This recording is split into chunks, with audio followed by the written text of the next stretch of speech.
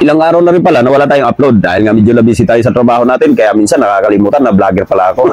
Kaya naman sa video ito ipapasilip ko sa inyo ang pag-deliver ng mga gate natin dito sa Las Piñas. Shoutout nga pala sa driver tahin natin na naghatid sa atin dito. At dahil nga minsan nakakalimutan ko na mag-video para sa pag-install natin dito, papasilip ko na lang sa inyo kung paano itsura niya pag nakatayo na. Ito pala yung mga binubuo natin sa shop na may letter S na design. Umalis pala kami ng Montalban ng 9:30 ng umaga. Dumating naman kami dito sa Las Piñas ng alauna. Kaya naman, kunting pahinga lang at kain muna. Ako sabay diskarga na. Medyo may kabigatan nga rin pala tong mga gate natin. Kaya naman, dahan-dahan lang sa pagbaba. Baka kung saan-saan pa tumatama. Dahil sa sobrang init, kabigatan ng ating gate. Pagbaba pa lang, siguradong pawisan na. Sakto alas 2 nung kami nakapag-umpisa. Binaklas na namin yung unang maliit na gate. Pero kailangan din namin maibalik yung panibagong gate. Dahil hindi naman natin pwedeng iwanan to na nakatiwangwang. At habang nagkabit si John at Nogi ng gate, pinabaklas ko na rin kay Tonton yung maliit na grills. Ganito pala ang itsura ng dating gate na nakakabit. Ito na, pinalitan na natin ng stainless. At ganito naman ang itsura ng mga design natin pag nakatayo na. Pati mga grills nakabit na rin natin. Sobrang bilis nga lang kung iisipin. Pero sa totoo, isang linggo na kami dito. Dahil alas 8 hanggang alas 5 nga lang ang trabaho dito. At hindi rin naman ganun kadali kasi mag-install ng mga ganitong gate. Lalong-lalo na pag mayroon ng mga dating nakakabit. Kailangan mo munang baklasin bago mo magkabitan ulit. Ito pala yung pinaka-main gate. Bali, 4 na panel to. Ito naman yung pinaka-service gate. Ito yung una namin kinabit. Medyo maliit nga lang kaya ito ang una nilang binakbakan. May mga grills din naman dito yung katabi sa kabila. Sa loob na isang linggo, nabaklas namin yung mga lumang gate dito at nakabit namin yung mga bago. At bukod nga sa gate na to, may isang gate pa na maliit dun sa loob. Di ko na lang nakuhanan ng video. Dahil kung mapapansin nyo, puro labas lang ang video ko. Dahil nagwawala ang mga alagang aso ni Madam pag nakakita ng gwapo.